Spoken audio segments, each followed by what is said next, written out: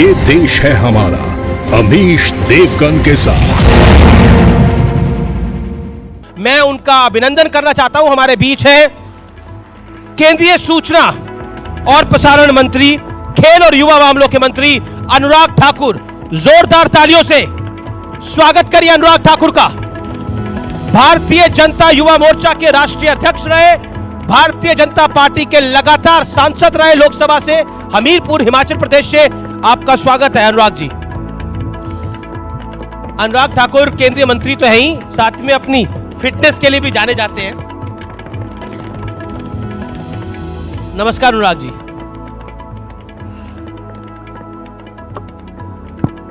देखिए इस सेशन का नाम है अच्छे दिन आ चुके हैं। तो मैं ये पूछना चाह रहा हूं कि ये जो अच्छे दिन है ये किसके आए हैं? देश के, मेरे, आपके, जनता के। कैसे? अगर आप कुल मिलाकर देखें, कोविड महामारी के समय जो देश और दुनिया के सामने चुनौती आई जी, जो नेतृत्व भी हमें माननीय प्रधानमंत्री जी ने दिया, सभी राज्यों से, सभी स्टेक होल्डर से बात करके, एक ऐसा समय जहां लगता था कि इसका उत्तर क्या होगा, इलाज क्या होगा, कोरोना से बाहर कैसे आएंगे। और मैंने तो वो समय देखा जब 24 मार्च के बाद पूरा देश एक तरह से बंद था, लेकिन माननीय प्रधानमंत्री जी और उनके सरकार के सदस्य जहां एक और कोविड रिलीफ पैकेज बना रहे थे, वहीं पर हम वैज्ञानिकों से बात करके भारत में कोविड वैक्सीन बना रहे थे। और ना केवल भारत ने वैक्सीन बनाई, 120 करोड़ के लगभग भारतीयों को वैक्सीन लगाने का काम भी हुआ है, तो हमारे भारत में हुआ है। यही नहीं, आज भी अगर अर्थव्यवस्था की कोई बात करता है कि डबल डिजिट ग्रोथ होगी, तो दुनिया भर में भारत का नाम वहां पर आता है। अगर मैं पिछले कल की ही बात करूं, अगर जीएसटी कलेक्शन की बात करें तो 1,38,000 करोड़ के लगभग जीएसटी कलेक्शन हुई, जो आज तक की सेकंड हाईएस्ट एवर। एक के बाद दूसरा जो आप अर्थव्यवस्था से जुड़ा हुआ कोई आंकड़ा देखेंगे तो स्पष्ट तौर पर नजर आता है कि भारतीय अर्थव्यवस्था वापस पटरी पर भी आई और तेजी से भागनी भी शुरू हुई है। लेकिन ये तमाम बातें आप कह रहे हैं, विपक्ष समझना नहीं चाहता या फिर आप समझाना नहीं चाहते? क्योंकि आरोप ये लगता है कि आपकी सरकार जो है वो अहंकार में चूर है। राहुल गांधी कहते हैं कि किसान आंदोलन की वजह से ये सरकार झुकी, क्योंकि इनको लग रहा था कि चुनाव ये हार रहे हैं, लेकिन आप समझाना नहीं चाहते किसी को। देखिए, अगर आपने माननीय प्रधानमंत्री जी का जीवन या राजनीतिक जीवन इतना लंबा समय देखा होगा, उनके लिए देश महत्व रखता है, चुनाव नहीं। निर्णय पहले भी किसानों के हित में किया गया था, और जब उन्होंने पूरी विशेष तौर पे बात अपने देश को संबोधित करते हुए कहा, तो उन्होंने कहा मैं देश के हित में निर्णय लेता। कहीं ना कहीं हर निर्णय उनका देश के हित में है और देश को आगे बढ़ाने के लिए है। और मैं एक बात बड़ी गंभीरता के साथ कहना चाहता हूं, विपक्ष किसी भी विषय पर चर्चा करे, हम 2014 से लेकर 2021 तक लगातार चर्चा करने के लिए तैयार थे, चर्चा करते रहे, आगे भी करते रहेंगे। बात यह है कि राहुल गांधी जी कभी पार्लियामेंट में नजर तो आए। आपने विपक्ष के 12 सांसदों को सस्पेंड कर दिया है। वो कहते हैं माई वे और हाईवे। देखिए, जिसने 11 तारीख का दृश्य देखा होगा राज्यसभा का, ना केवल इन माननीय राज्यसभा के सांसदों ने सदन में हल्ला किया, चीना झपटी की, हाथापाई की, बल्कि देश को शर्मसार करने का काम किया। दुनिया के सबसे बड़े लोकतंत्र को आप मार्शल्स के साथ हाथापाई करेंगे, गले में उनके अपना दुपट्टा घुमाकर उनको खींचने का काम करेंगे, टेबल पे चढ़ के डांस करेंगे। क्या संसद इसलिए बना है, चर्चा के लिए है कि टेबल डांस के लिए है? पर जिसने टेबल पे डांस किया बाजवा, उसको सस्पेंड नहीं किया गया? क्योंकि जब वो उन्होंने डांस किया तब हाउस एडजॉर्न हो चुका था। लेकिन उससे पहले जितने भी उससे पहले का काम हुआ है, कागज फाड़ के स्पीकर पर फेंकना, शीशा तोड़ा पर फेंकना, शीशे तोड़ना, यहां तक कि टीवी को तोड़ने का काम करना, और जो आपके मार्शल्स हैं उनको गले से पकड़ना, गिरेबान से पकड़ना और कपड़ा डालकर उसको खींचने का काम भी लेडी मार्शल। अपने आप में मुझे लगता है वो आपको दिखाना चाहिए अपने टीवी पर कभी ना कभी।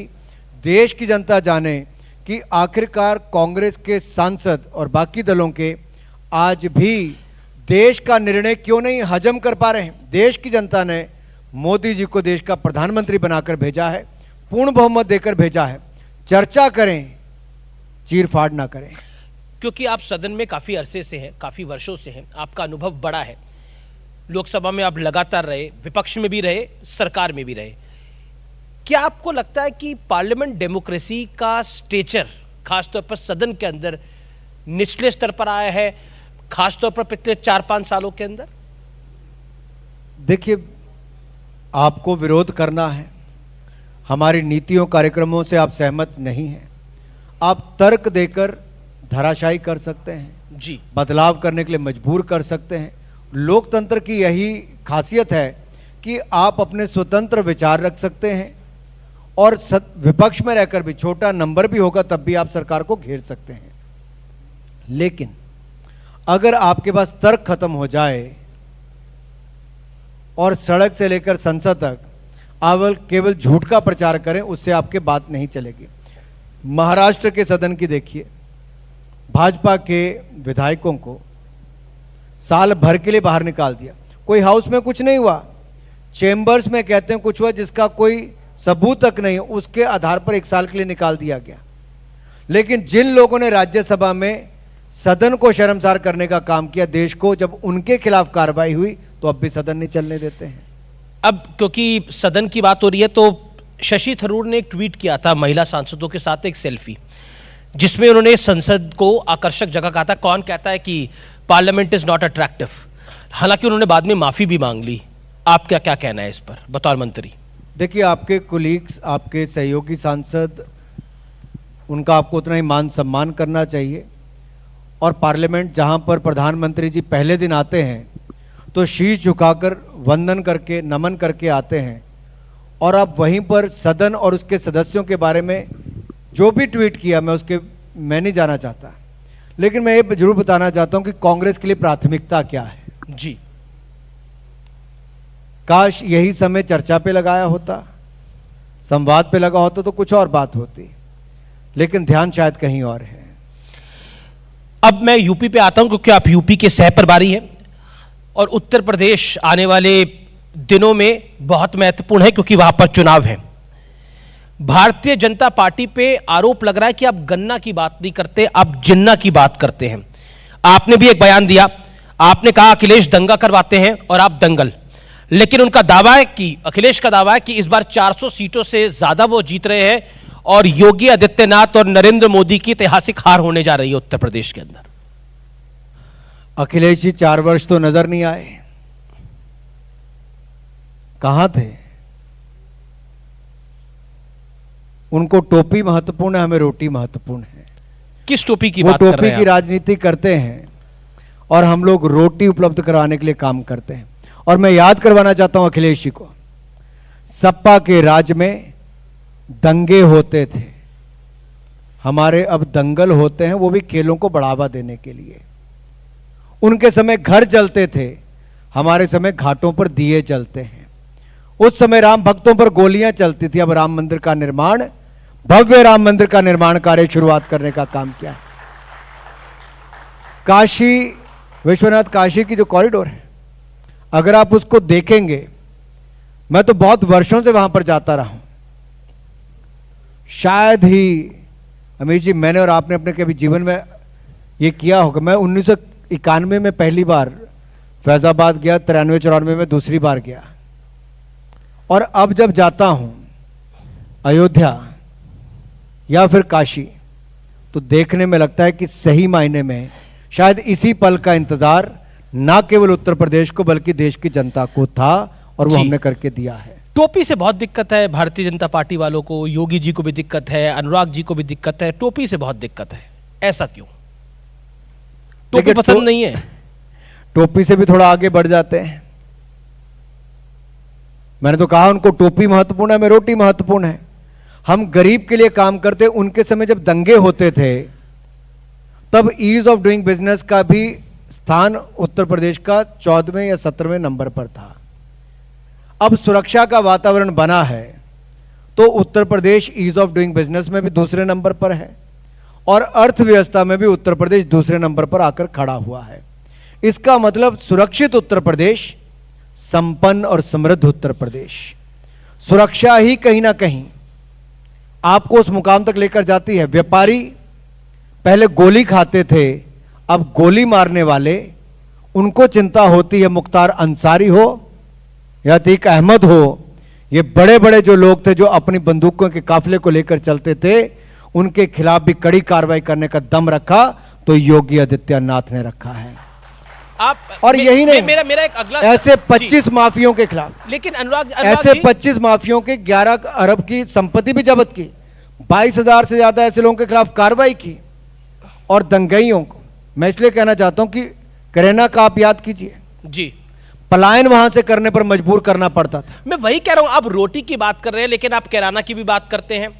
अमित शाह ने भी जाके, गृह मंत्री जी ने भी कैराना की बात करी, योगी आदित्यनाथ जिन्ना की बात करते हैं, डिप्टी सीएम केशव मौर्य कहते हैं देखिए काशी में भव्य मंदिर बन रहा है, रामलला का भव्य मंदिर बन रहा है, अब मथुरा की बारी है। फिर जवाब में सपा के सांसद शफीकुर रहमान बर्क अगर कहते हैं कि मुसलमानों को डराने की कोशिश हो रही है, किसानों की तरह मुसलमान को भी सड़क पे उत्तर प्रदेश में निकल के आना पड़ेगा अगर इसी तरह का ये खेल चलेगा तो फिर आप पे आरोप लगता है कि आप पोलराइज कर रहे हैं। देखिए, पहली बात मैं कहूं कि मोदी सरकार या योगी सरकार जी, सबका साथ, सबका विकास, सबका विश्वास, प्रिय बयान, और सबका प्रयास, इसके साथ ही आगे बढ़ी है। आप पिछले 7 वर्ष के उदाहरण उठाकर देखिए, उज्ज्वला गैस योजना हो, प्रधानमंत्री आवास योजना हो, रसोई गैस का सिलेंडर हो, शौचालय की बात हो, जनधन खाते हो, सबसे ज्यादा लाभ किसी को मिला है तो मेरे मुसलमान भाई और बहनों को मिला है। कांग्रेस इनके नाम पर राजनीति करती रही है, हमने कभी ये नहीं कहा कि इसको मत दो, उसको दो, इसको दो, उसको मत दो। हमने सबके लिए योजना लेकर आए। और मोदी सरकार जब गुजरात में थी तब भी, केंद्र में है तब भी, और योगी सरकार ने इस केंद्र की योजनाओं को धरातल पर लागू किया है। अखिलेश जी की सरकार थी तब ये केंद्र की योजनाओं को धरातल पर लागू करने में पीछे रह जाती थी। मैं बयानबाजी की बात कर रहा हूं। बयानबाजी जो होती है, जो स्टेटमेंट होती है, दैट पोलराइज। क्या आपको लगता नहीं है केशव मौर्य की जो स्टेटमेंट थी ये एक पोलराइजिंग स्टेटमेंट है, जिसके अंदर रैंडमली उन्होंने सुबह ट्वीट कर दिया और कहा कि देखिए रामलला का भव्य मंदिर बन रहा है अयोध्या में, काशी में भी भव्य मंदिर बन रहा है, अब मथुरा की बारी है। तो ये चिढ़ाने की कोशिश है, ये सपा सांसद का आरोप है। सबसे बड़ा दुर्भाग्य तो ये है जी कि अमीश जी, आप जैसे मेरे मित्रों को ये नजर नहीं आता कि अखिलेश यादव जी हो, बहन मायावती जी हो, या फिर राहुल जी तो अब नजर नहीं आते, शायद प्रियंका जी यूपी जा रही हैं, जी वो कहीं कहीं नजर आती हैं। तो ये सब लोग प्रयास करते हैं कि मुस्लिम वोट के लिए उस तरह से करें, तुष्टिकरण की राजनीति करने का काम करते हैं। हमने वो नहीं किया है, हम तो सबका साथ, सबका विकास की ही बात कर रहे हैं। कहां पे रोक लगाई है? किसी एक योजना में आप ये नहीं कह सकते कि हमने इस व्यक्ति के लिए किया है। बहुत सारी सरकारों का मैं आपको देश में उदाहरण बता सकता हूं जहां पर महीने के पैसे भी वो इमाम को देते हैं, किसी और को देते हैं, उस तरह से योजनाएं लेकर आते हैं। हम वो काम नहीं करते हैं। हमारा काम है विकास करवाना, विकास करवाना और विकास करवाना। और इसीलिए उत्तर प्रदेश विकास की राह पर आज देश की दूसरे नंबर की अर्थव्यवस्था बनकर खड़ा हुआ है। आप कहते हैं कि आप विकास की बात करते हैं और जो दूसरे दल है वो तुष्टिकरण की बात करते हैं, लेकिन बीजेपी के नेता रैलियों में स्टेटमेंट देते हैं कि अगर योगी आ रहा तो प्रदेश का हिंदू हार जाएगा। तो फिर उस लाइन को कैसे देखा जाएगा? देखिए, मैं एक बात बड़ी स्पष्ट करना चाहता हूं, व्यापारी हो, कर्मचारी हो, महिला हो, मजदूर हो, नौजवान हो, किसान हो, जवान हो जी, हर कोई अपने आप को सुरक्षित महसूस करता है जब एक ऐसा काबिल व्यक्ति कुर्सी पर होता है जो दंगइयों के खिलाफ भी कार्रवाई करता है, मुकदमे दर्ज करता है, जेलों में भी डालता है और एक ऐसा वातावरण खड़ा करता है कि आज उत्तर प्रदेश में रात के 12-1 बजे भी कोई बेटी सड़क पर चल सकती है, अपनी स्कूटी से भी चल सकती है, अपनी साइकिल से भी चल सकती है, तो योगी आदित्यनाथ की सरकार के काम पे चल सकती है। चलिए अब थोड़े अर्थमेटिक की बात कर लेते हैं। हालांकि भारतीय जनता पार्टी का काफी समय से स्टांस है कि आप जो एनालिसिस करते हैं वो एक फॉर्मूला होता है और ये जो फॉर्मूले होते हैं ये केमिस्ट्री के फॉर्मूले होते हैं, तो एक्सप्लोजन भी हो जाता है। लेकिन एक सवाल, क्योंकि अखिलेश यादव का वोट बैंक यानी समाजवादी पार्टी का वोट बैंक मुलायम सिंह यादव जी के समय से MY समीकरण है, मायावती का DM समीकरण है, दलित मुसलमान समीकरण, ब्राह्मण का वोट पड़ा तो मायावती की सरकार आ गई। ब्राह्मण और ठाकुर का वोट थोड़ा शिफ्ट हुआ तो अखिलेश यादव की सरकार आ गई। लेकिन इस बार माना जा रहा है कि अखिलेश यादव को ब्राह्मण वोट मिल सकता है। अनुराग ठाकुर, जवाब। 2014 हो, 2017 हो, 2019 हो, तीनों का ही अगर आप आंकलन करके देखेंगे तो लोगों ने जाति धर्म इससे ऊपर उठकर वोट किया है। वोट किया है प्रदेश को बचाने के लिए, प्रदेश को आगे बढ़ाने के लिए। लोगों ने वोट किया है कि ईमानदार सरकार चुनने के लिए, एक दमदार नेता को प्रदेश का मुख्यमंत्री बनाने के लिए। आज 5 वर्षों के बाद मैं चौपाल में, न्यूज़ इंडिया की इस चौपाल में मैं कह सकता हूं, अगर सोच ईमानदार और काम दमदार किसी ने करके दिखाया है तो योगी आदित्यनाथ ने करके दिखाया है। और इसमें किसी को कोई दो राय नहीं होनी चाहिए, कोई दो राय नहीं होनी चाहिए।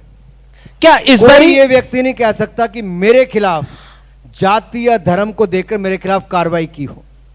अगर उसके कारनामे ऐसे हैं जिसके कारण कानूनी कार्रवाई होनी चाहिए, तो न उसकी जाति देखी गई, ना धर्म देखा गया, केवल उसके कुकर्मों के खिलाफ, उसके खिलाफ कड़ी कार्रवाई करने का काम किया गया है। देखिए अनुराग जी, एक आरोप जो सरकार पर बार बार लगता है कि सरकार किसी की सुनना नहीं चाहती। प्रियंका गांधी वाड्रा यूपी में है, वो कहती हैं कि हमको टारगेट इसलिए कर रही है योगी आदित्यनाथ की सरकार या फिर बीजेपी की सरकार क्योंकि न सपा न बसपा असली विपक्ष हमें, इसलिए हमें जेल में भी बंद कर दिया जाता है, हमारे नेताओं के खिलाफ कार्रवाई भी होती है क्योंकि आपने सेंसरशिप लगा रखी है हर जगह। देखिए, देश में कानून है। किसी को लगता है किसी ने अन्याय किया तो कोर्ट जाएं, कोर्ट उसमें कार्रवाई करेगा। लेकिन अगर आप समाज को तोड़ने का काम करते तो वहां पर भी कानूनी कार्रवाई की जाती है। यह अधिकार नहीं है विपक्ष में कि आप समाज को तोड़ेंगे, प्रदेश में ऐसा वातावरण करेंगे कि जैसे अखिलेश जी की सरकार में 300 दंगे हुए, हर तीसरे दिन दंगा होता था। हम वैसा वातावरण उत्तर प्रदेश में नहीं चाहते हैं, इसीलिए कठोर कार्रवाई भी की। असली विपक्ष किसको मानते हैं, अखिलेश यादव को या फिर प्रियंका गांधी वाड्रा करिए वो विपक्ष है असली? देखिए, हमारे लिए तो जितने विपक्षी दल है सारे विपक्ष हैं, अब भी विपक्ष हैं, और 2022 के यूपी चुनाव के बाद भी वो विपक्ष में ही रहने वाले। मुकाबला किससे है, अखिलेश से या प्रियंका वाड्रा से या मायावती से? तय करना है जी, ये जनता को तय करना है कि किसको विपक्ष में लाकर बिठाना है, किसको सत्ता पक्ष में लाकर बिठाना है। लेकिन इतना मैं जरूर कहूंगा, अखिलेश जी की सरकार थी या बहन मायावती जी की सरकार थी, दोनों ही सरकारों में बिजली की तारें कपड़ा सुखाने के लिए इस्तेमाल होती थी, बिजली नहीं आती थी। योगी सरकार आई है तो बिजली आने का काम भी हुआ है, 24 घंटे बिजली देने का काम भी किया है, और लोग बदलाव देख रहे हैं। किसानों की आपने बात की, क्योंकि चौपाल पे बैठा हूं, गन्ना किसान प्रदर्शन कर नहीं थकते थे, हमारी सरकार में नहीं हुआ क्योंकि हमने पेमेंट की गन्ना किसानों की, और समय समय पर दाम बढ़ाने का काम भी और पेमेंट करने का काम किया, तो योगी सरकार। अच्छा, एक सवाल ये कि पिछली बार यूपी के 2 लड़के थे, राहुल गांधी और अखिलेश यादव। इस बार यूपी के एक और लड़का आ गया है, राहुल गांधी हालांकि साथ नहीं अखिलेश के, वो है जयंत चौधरी। वेस्टर्न यूपी में आपको झटका लग सकता है, और किसान आंदोलन में आपने कानून तो वापसी कर लिया लेकिन वो मान नहीं रहे हैं, क्या कहते हैं आप? मुझे दुख इस बात का भी है अमित जी, मैं आपके ही चैनल पर कहना चाहता हूं, एक चैनल ने पिछले 6 महीने में, 10 महीने में, साल भर में यह नहीं दिखाया कि ये जो लोग विरोध करते हैं राजनीतिक दल के, कभी किसी ने दिग्विजय जी की सरकार का खाता निकालकर देखा कि इनकी सरकार में किसानों के खिलाफ गोली चलाकर कितने किसानों की मृत्यु हुई थी? निकाला किसी ने? किसी एक चैनल ने आपको दिखाया? शरद पवार जी की सरकार में कैसे गोलियां चली थी किसानों के ऊपर, चलाया किसी ने? दिखाया? कांग्रेस की सरकार के समय कैसे गोलियां चली, कैसे किसान मारे गए?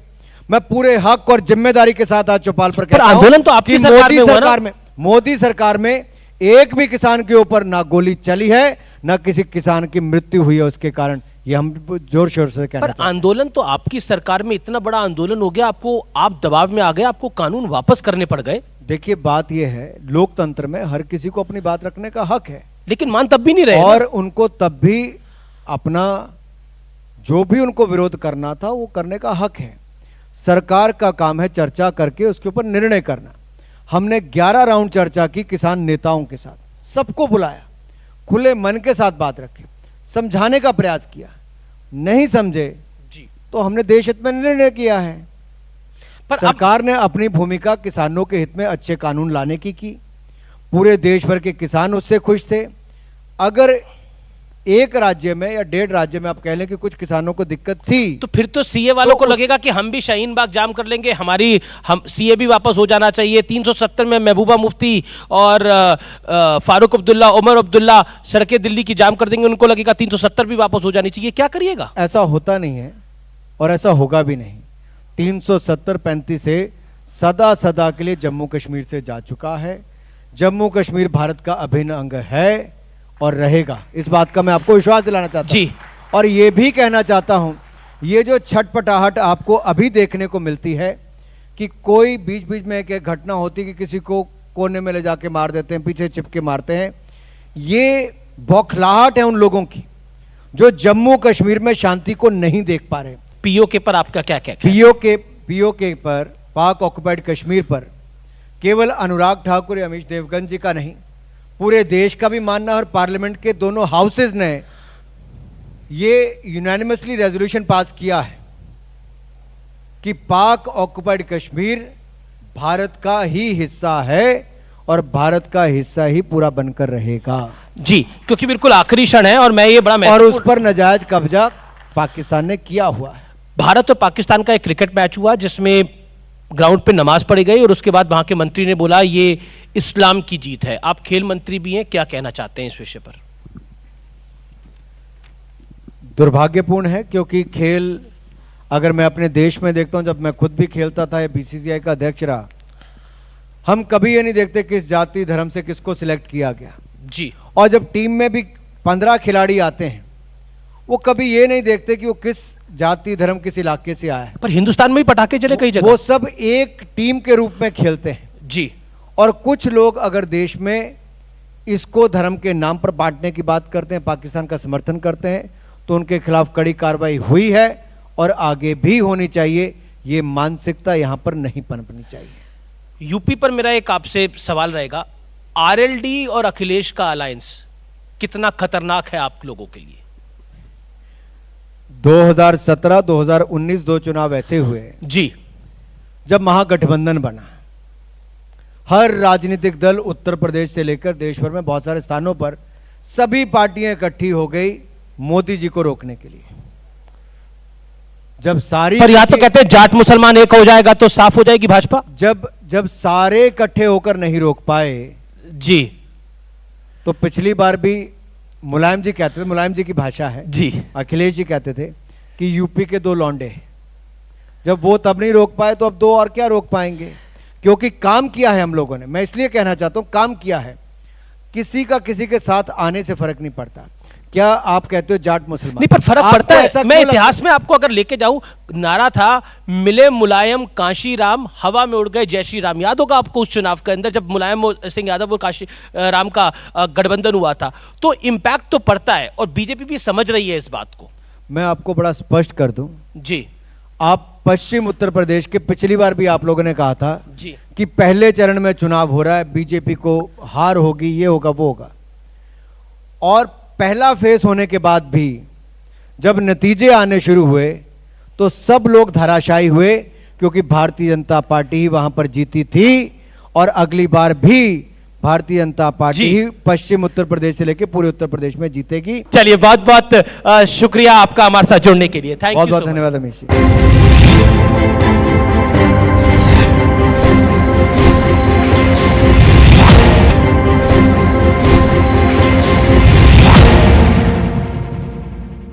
मेरे साथ जुड़ेंगे भारतीय जनता पार्टी के नेता, केंद्रीय मंत्री ज्योतिरादित्य सिंधिया साहब।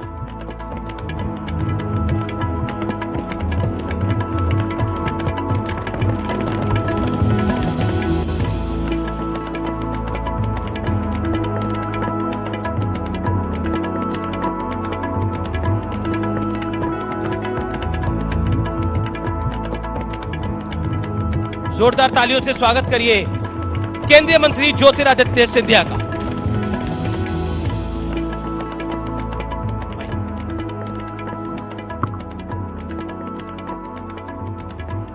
सिंधिया साहब नमस्कार। आज जिस आप कुर्सी पर बैठे हैं उस मंत्रालय को आपके पिता ने भी संभाला था लगभग 30 साल पहले। आज जब हम बात कर रहे हैं तो बदलाव कितना है? देखिए, उन्होंने ये मंत्रालय संभाला था मेरे पूज्य पिताजी ने 1991 से 93 तक, 2-2.5 साल पहले। तो बहुत बहुत धन्यवाद, आपने यहाँ आमंत्रित किया और आपके द्वारा दर्शकों को भी मैं नमस्कार करना चाहता हूँ और आप सबको भी। 2 साल उन्होंने ये मंत्रालय का प्रभार संभाला था और उस समय भारत में एक क्लोज स्काई पॉलिसी थी और उन्होंने एक बहुत बड़ा परिवर्तन लाया था। उस समय एक ओपन स्काई पॉलिसी निर्मित की थी जिसके आधार पर निजी क्षेत्र के कई नागर विमानन कंपनियां स्थापित हुई थी देश में, जिसमें से कई आज भी सेवावृत्त हैं। तो बहुत बड़ा बदलाव लाया था। तो मैं समझता हूं कि जब आज वो उस जिम्मेदारी और उस कुर्सी पे मैं बैठा हूं तो एक तरीके से जो प्रधानमंत्री जी ने और बीजेपी के राष्ट्रीय अध्यक्ष जी ने एक भरोसा जताया है, उस भरोसे पे मैं खरे उतरूं। चुनौतीपूर्ण समय है नागर विमानन क्षेत्र के लिए, केवल भारत में नहीं लेकिन पूरे विश्व में। पर पिछले 4 महीनों में हमने बहुत तीव्र गति से कार्य किया है एक सामान्यता इस वातावरण में तैनात करने के लिए, ताकि हमारे यात्रियों को भी सुगमता से और सरलता से ये सेवा उपलब्ध हो पाए। और कई नए कीर्तिमान हमने स्थापित किए हैं। डोमेस्टिक ट्रैफिक को 100% तक हम लोगों ने नॉर्मलाइज कर लिया है। 18 अक्टूबर को 100% कैपेसिटी हो चुकी थी। आपने एक 100 दिन का प्लान बनाया था जब आप मंत्रालय में आए थे, तो वो कहां तक पहुंचा है? देखिए, मेरा 100 दिन की जो योजना बनाई थी मैंने, जो आपके चैनल के द्वारा भी मैंने राष्ट्र के समक्ष रखा था, वो 100 दिन मेरे पूरे होते हैं करीब 12 दिसंबर को, और पूरे रिपोर्ट कार्ड के साथ आपके समक्ष रहूंगा। उसमें 3 भाग थे। कई बार इस नागर विमानन क्षेत्र को देखा जाता है केवल एयरलाइंस और एयरपोर्ट्स तक सीमित, पर इस क्षेत्र में एक पूरा इकोसिस्टम बसा हुआ है। जिस तरीके से ऑटो इंडस्ट्री में हम लोग केवल गाड़ी को देखते हैं लेकिन पुर्जे वाले कंपनी को नहीं देखते, दूसरे एंसिलरीज को नहीं देखते, वैसे ही नागर विमानन क्षेत्र में एक पूरा इकोसिस्टम बसा हुआ है। और मेरा दायित्व नागर विमानन मंत्री के द्वारा केवल एयरलाइंस और एयरपोर्ट्स के प्रति नहीं है लेकिन पूरे इकोसिस्टम के प्रति है। तो एक भाग मेरा पॉलिसी का है, क्योंकि सरकार की नीति और सरकार की सोच और विचारधारा भी एक फैसिलिटेटर के रूप में होनी चाहिए इस क्षेत्र में। तो कई हमने परिवर्तन वहां लाए हैं। दूसरा भाग है अधोसंरचना, जहां एयरपोर्ट्स, हेलीपोर्ट्स, वाटरड्रोम्स, कनेक्टिविटी में बढ़ोतरी हो। और तीसरा विभाग है ईज ऑफ डूइंग बिजनेस। तो तीनों में अलग अलग खंडों में प्राथमिकता मैंने रखी है और आने वाले 10 दिन के अंदर वो आपके समक्ष रखी जाएगी। एक सवाल जो कि इस समय हर जनमानस के मन में है और वो वाकई बहुत महत्वपूर्ण है। कोरोना का एक नया वेरिएंट जो है ओमिक्रॉन वायरस, वो दुनिया भर में काफी दहशत फैला रहा है और ये हमारे देश के लिए भी चिंता का विषय है। इस पर आप क्या कहना चाहते हैं, क्योंकि इसको लेकर बड़ा सारा कंफ्यूजन है। फ्लाइटें आएंगी, रोकी जाएंगी, स्थिति कैसी होगी? देखिए, ये एक ऐसी महामारी है जो विश्व के किसी देश ने पिछले 100 सालों में सामना नहीं किया था। पहला अल्फा वेरिएंट आया, जो अल्फा वेरिएंट के समय में मैं भी संक्रमित हो गया था पहले दिनों में। फिर डेल्टा वेरिएंट आया, फिर डेल्टा प्लस वेरिएंट आया और आज ओमिक्रॉन वेरिएंट आ चुका है। सावधानी हमें बरतनी होगी। जैसे प्रधानमंत्री जी ने कहा है कि जान है तो जहां है, तो देश की जनता 130 करोड़ जनता को सुरक्षित रखना, उनकी हिफाजत करना, यह सरकार का पहला दायित्व होता है। तो हमारी सोच है और बड़े तहकीकात के साथ हमने स्ट्रैटेजी बनाई है। 11 एट रिस्क कंट्रीज हैं जहां ये वेरिएंट पाया गया है। उन देशों की सूची हमने बनाई है और जो फ्लाइट्स उन देशों से आएगी भारत में, हर एक यात्री का टेस्टिंग होगा। हमने रेखांकित किया है कि ये 11 देशों से फ्लाइट्स करीब 12 से 15 एयरपोर्ट्स में आती हैं। पिछले 3 दिनों में रात दिन हमारे विभाग ने कार्य करके सारे उन एयरपोर्ट्स में आरटीपीसीआर की टेस्टिंग फैसिलिटी, दोनों नॉर्मल आरटीपीसीआर और रैपिड आरटीपीसीआर दोनों, क्योंकि नॉर्मल आरटीपीसीआर 4 से 5 घंटा लगता है उसका टेस्ट का रिजल्ट वापस आने के लिए, रैपिड आरटीपीसीआर 60 से 90 मिनट में रिजल्ट आ जाता है। उसी के साथ वेटिंग एरिया, क्योंकि जितने यात्री आए उनके लिए सुलभ वेटिंग एरिया हो, खान पान की व्यवस्था, ये सब नियम हमने पिछले 3 दिन में 15-18 एयरपोर्ट्स में तय कर दिए। लेकिन विपक्ष का इसमें लगातार आरोप है कि पिछली बारी जब भी वेरिएंट आया तो केंद्र सरकार ने कंफ्यूजन बरकरार रखा। देखिए और आज की तारीख में भी जब हम यहां पर बात कर रहे हैं तो एयरपोर्ट्स पे क्योस बचा हुआ है और दिक्कत यह है कि 6-6 घंटे लोगों को इंतजार कराया जा रहा है, जो बड़ी समस्या है। तो पहले तो मैं कहूं कि विपक्ष का आरोप है कि हम लोग कंफ्यूज्ड हैं। मैं तो निवेदन करना चाहता हूं कि विपक्ष ही कंफ्यूज्ड है, क्योंकि विपक्ष को नहीं मालूम कि अपोज करें या प्रपोज करें। पहले वैक्सीन पर टिप्पणी की जा रही थी, कोई कह रहा था बीजेपी का वैक्सीन है, कोई कह रहा था फलाने का वैक्सीन है, ढिमके का वैक्सीन है, फिर कहा गया कि वैक्सीन में मांस है। आज देश में जो प्रधानमंत्री जी के नेतृत्व में कीर्तिमान भारत ने स्थापित किया है कि 130 करोड़ वैक्सीन केवल भारत में लगे हैं पूरे विश्व में, यह कीर्तिमान किसी और देश ने स्थापित नहीं किया है।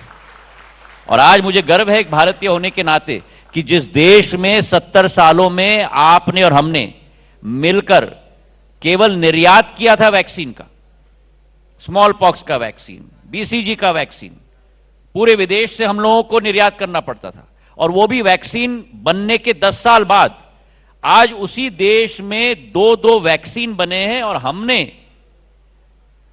उन वैक्सीनों का निर्यात किया है, जिनका आयात किया जाता था, जिनको इंपोर्ट किया जाता था, आज उनका हमने एक्सपोर्ट किया है पूरे विश्व को। तो ये कीर्तिमान भारत ने स्थापित किया है मोदी जी के नेतृत्व में। और जो विपक्ष पूरी तरह से कंफ्यूज है, और उसमें मैं आपसे भी निवेदन करना चाहता हूं कि कृपा करके, बहुत बड़ी जिम्मेदारी आपके कंधों पे है प्रजातंत्र के चौथे स्तंभ के रूप में। हम सब आपके समक्ष नतमस्तक हैं, क्योंकि आपका जो पेन है, कलम है, वो तलवार से ज्यादा महत्वपूर्ण है लोकतंत्र में।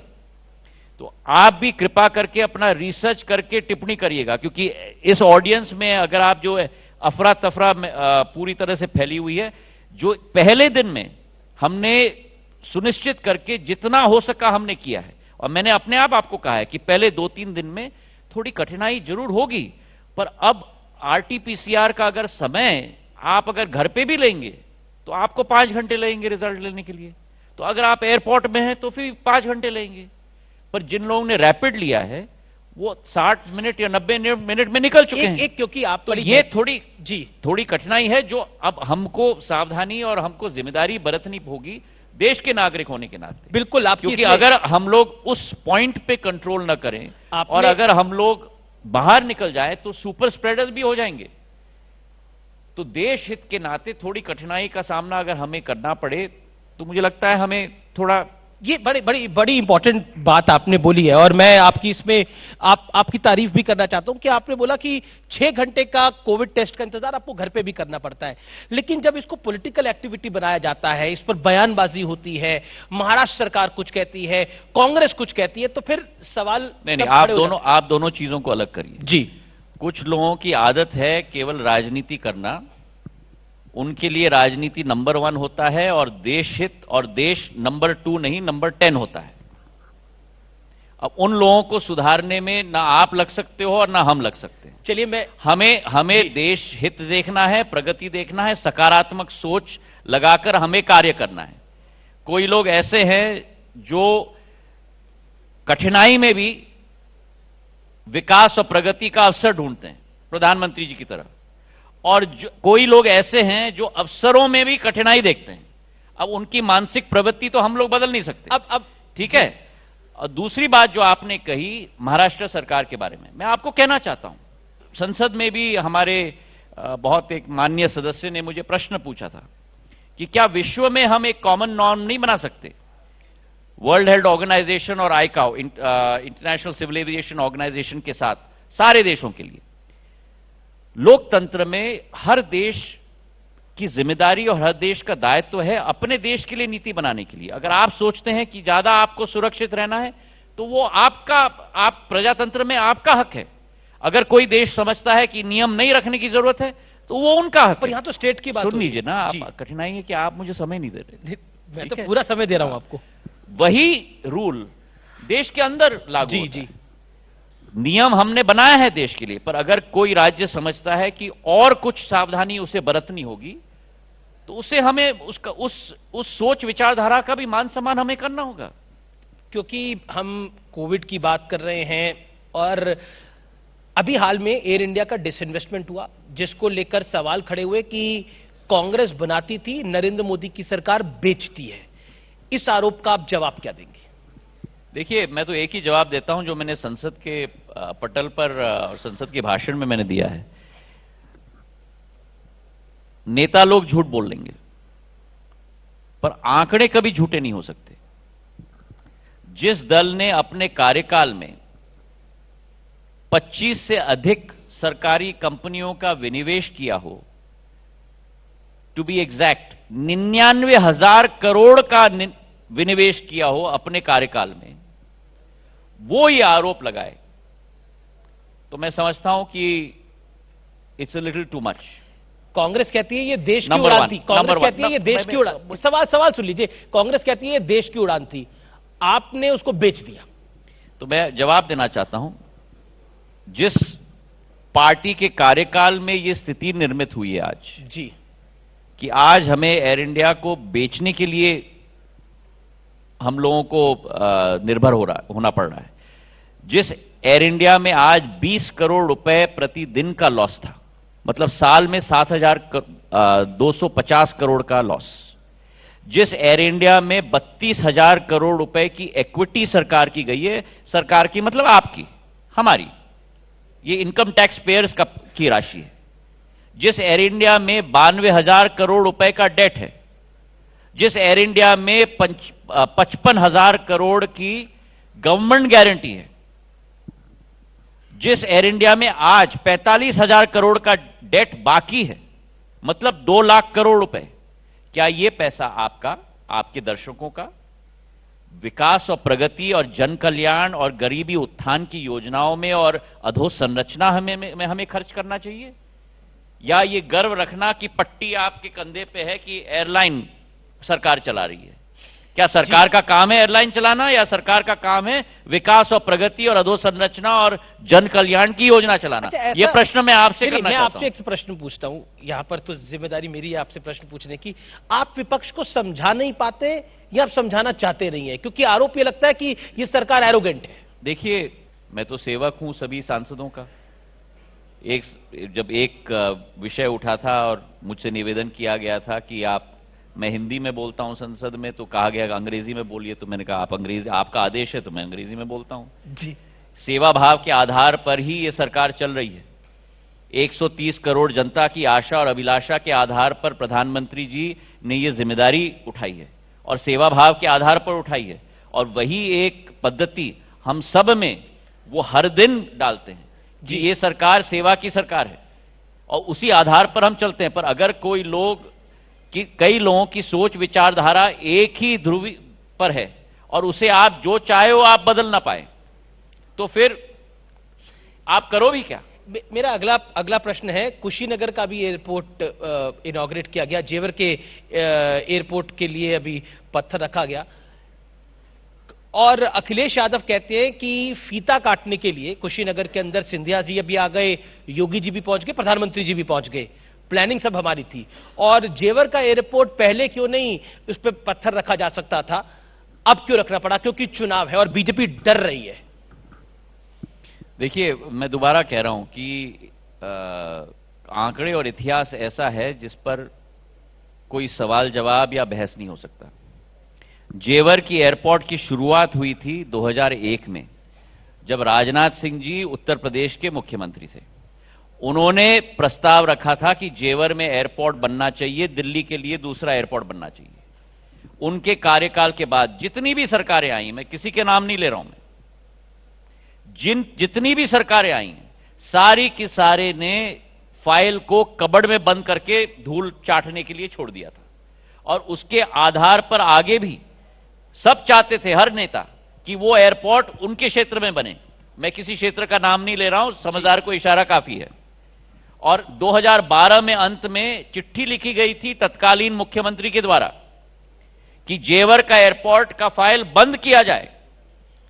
और जब प्रधानमंत्री 2014 में प्रधानमंत्री का पद उन्होंने ग्रहण किया, 2017 में बीजेपी की सरकार उत्तर प्रदेश में आई, तभी तीव्र गति इस एयरपोर्ट को मिली है।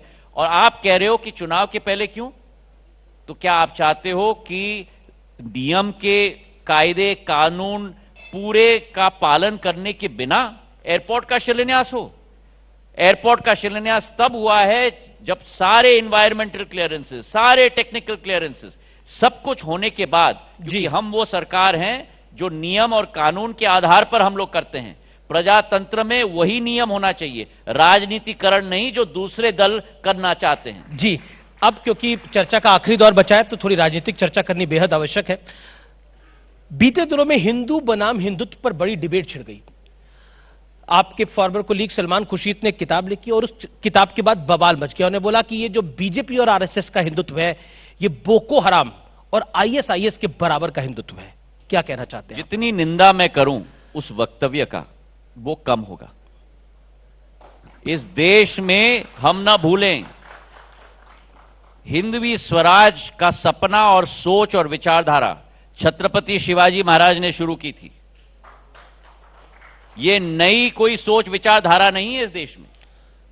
लोकतांत्रिकरण, भारत भारतीयों के लिए, ये सोच और विचारधारा छत्रपति शिवाजी महाराज के समय से शुरुआत हुई थी। उस समय 130 करोड़ नहीं थे, पर 40-50 करोड़ हमारे देश के वासियों के लिए, सभी समाजों को लेके, सभी धर्मों को लेके। पर ये पैटर्न आपको लग रहा है? ये जो हिंदू हिंदुत्व की बात करते हैं, प्रश्न यह है कि मेरा धर्म, मुझे गर्व है कि मैं हिंदू हूं, और मेरा धर्म एक धर्म नहीं है, एक दर्शन शास्त्र है। वासुदेव कुटुंबक, ये हमारी धर्म की सोच है। और जिन लोगों की सोच और विचारधारा इतनी संकीर्ण होगी, मैं वहां अपना समय व्यर्थ नहीं करना चाहता। लेकिन एक पैटर्न बन गया जिसपे राहुल गांधी जी ने भी बोला, जिसपे राशिद अल्वी ने बोला कि जो जय श्री राम बोलते हैं वो राक्षस है। मणिशंकर अय्यर ने भी इसी तरह का बयान दिया। क्या आपको लगता है ये यूपी चुनाव से पहले एक पोल? देखिए, मैं आपको केवल एक चीज कहना चाहता हूं। जी जी, अंत में इस देश में सबसे बड़ा भगवान, सबसे बड़ा जज जी, हमारी जनता है। और जनता ने अपना मत एक बार नहीं, लेकिन 2 बार नहीं, लेकिन राष्ट्रीय स्तर पर 2 बार और प्रादेशिक स्तर पर बार बार गूंज के सुना दिया है। कोई लोग ऐसे हैं जो सुनना ही नहीं चाहते, तब क्या करें? अब मोहन भागवत के लिए दिग्विजय सिंह ने कह दिया कि कौन से मठ, अखाड़ा परिषद के मठ के ये अध्यक्ष हैं जो हिंदुओं को सर्टिफिकेट देते हैं। देखिए, मेरी आदत नहीं है कि दूसरे लोगों की टिप्पणी पर मैं टिप्पणी दूं। मेरी राजनीति का एक स्तर है। मेरा मकसद जिंदगी में राजनीति नहीं है, जनसेवा है। और राजनीति केवल एक माध्यम है उस लक्ष्य की पूर्ति करने के लिए। तो मैं अपना समय सकारात्मक सोच और जनसेवा में समर्पित रखता हूं। दूसरे लोगों की टिप्पणी में, टीका टिप्पणी करने में, इसमें मैं व्यर्थ नहीं करता। हाल ही में एक ममता बनर्जी की बड़ी स्टेटमेंट आई। उन्होंने बोला कि विदेश में रहकर राजनीति नहीं होती, और वो ऐसा लगता है कि कांग्रेस का विकल्प बनना चाह रही है देश भर में। तो 2024 में नरेंद्र मोदी के मुकाबले अब ममता बनर्जी को देखते हैं, और जो राहुल गांधी पर उन्होंने टिप्पणी करी उस पर आपकी राय? देखिए, दूसरे दलों पर टिप्पणी करना मैं नहीं समझता कि उचित है। जी, ये तो सर्वविदित है कि मैं तो ये मानता हूं कि एक भारतीय होने के नाते, भारतीय जनता पार्टी का मैं कार्यकर्ता हूं, लेकिन एक भारतीय होने के नाते एक मजबूत विपक्ष इस देश में जरूरत है। और आज जो खाई है, अब विपक्ष को ही सोचना होगा कि उस खाई को कैसे भरना। ममता बनर्जी की टिप्पणी पर आप वर्तमान में खींचतान चल रही है जी, एक पार्टी को नहीं मालूम कि दूसरे पार्टी पर टिप्पणी करें या उनका साथ दें। कभी तो साथ देते हैं, कभी तो टिप्पणी देते हैं। तो ये इस कठिनाई का समाधान उनको निकालना पड़ेगा। हमें जो जिम्मेदारी दी गई है देश हित की, प्रगति की, विकास की, उस पर हम अपना ध्यान केंद्रित करें और जनता की आशाओं और आशंकाओं पर खड़े उतरें। यह हमारी जिम्मेदारी है जिस पर हमें अपना ध्यान देना होगा। ममता जी की टिप्पणी पर आप क्या कहते हैं, जो उन्होंने बोला कि विदेश में रह के राजनीति नहीं होती, जमीन पे उतर के करनी पड़ती है? ये सच्चाई है। तो राहुल गांधी आपको लगता है विदेश से राजनीति करते हैं? इसमें टिप्पणी की क्या बात है? ये तो सच्चाई है। अगर देश में जनसेवा हमारा मकसद है तो हमें जमीन पर उतरकर उस पे लगना होगा, चाहे जिस ओहदे पे भी आप हो, चाहे आप सामान्य कार्यकर्ता हो, चाहे आप विधायक हो, चाहे आप सांसद हो, चाहे आप मंत्री हो, जिस ओहदे पे भी हो उसके आधार पर आपको करना होगा। आखिरी सवाल है ये, राहुल गांधी कहते हैं कि नरेंद्र मोदी की सरकार डरा कर देश पे राज करना चाहती है। देखिए, मैं तो कहता हूं कि इस पर एक बार नहीं लेकिन बार बार ने देश ने कांग्रेस को संकेत भेज दिया है। अब कांग्रेस अपने दरवाजे और खिड़की दोनों बंद रखना चाहती है तो उसमें मैं क्या करूं? चलिए, बहुत बहुत शुक्रिया आपका हमारे साथ जुड़ने के लिए, हर सवाल का बेबाकी के साथ जवाब देने के लिए, क्योंकि ज्योतिरादित्य सिंधिया ने ना सिर्फ एयरलाइन सेक्टर की बात करी है, उन्होंने हर विषय पर बेबाकी से जवाब दिया है। बहुत बहुत शुक्रिया सिंधिया साहब।